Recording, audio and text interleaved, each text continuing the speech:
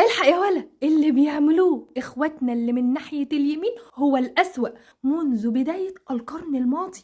ده مش كلامي انا، ده كلام مامة ولاد الاخس. يا خبت عيني، لا يا خبت عيني ايه، لا يا خبت مناخير، اصل انا عندي برد خليها تتعدي. عمالة تهري وتنكت في نفسها لدرجة ان بايجون ادى الضوء الاخضر لعياله الفرافير. معلش، سؤال الضوء الاخضر لايه؟ ان هم يبتدوا العدوان الفعلي على اخواتنا اللي في اليمين. طب ما انتوا دخلتوا قبل كده، لا تراجعوا ولا هيتراجعوا. ضوء اخضر ضوء اصفر كل شويه عمال تتشال وتتحط وتنزل في تصريحات، وهم زي ما هم على موقفهم. مفيش سفينه هتعدي البحر ده، بقى عليكم من المحرمات. ربنا يحفظكم يا اخواتي ويحفظ اخواتي اللي في القطاع. الموضوع يخلص على كده؟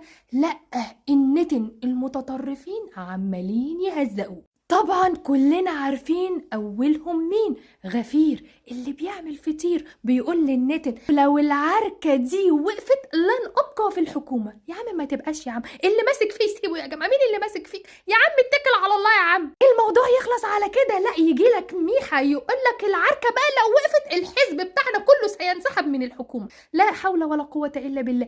احنا نفسنا ومنع اننا ان انتوا تنسحبوا، ولا اقول لكم خليكم انتوا اللي هتجيبوا ظروفها. الموضوع يخلص على كده؟ لا، لازم سموترتر يحط بصمته في الموضوع. يقول له ايه بقى؟ اركنوا لي النتن كده على جنب، مفيش حاجه اسمها وقف العركه. كمل يا ابني. اصلا وزير الخارجيه يسكت على كده؟ لا، يقول لهم بس يا جماعه، بس يا جماعه، انا جبت لكم الحل. احنا نعمل جزيره صناعيه في وسط البحر، ها وبعدين ونقعد فيها الناس اللي في القطاع. يا نهار اسود، هتقعدونا في مركب في الاخر؟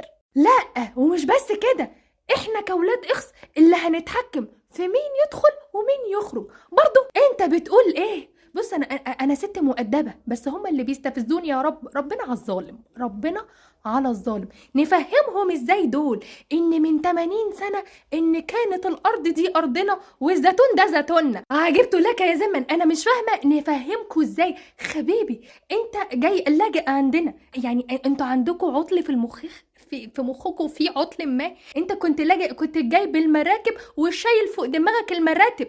نفهمكوا ازاي؟ نفهمكوا ازاي؟ فين الحق في احقيتكم في اللي انتوا بتقولوه؟ فهموني، يمكن انا ما بفهمش، يمكن انا اتعديت منكم.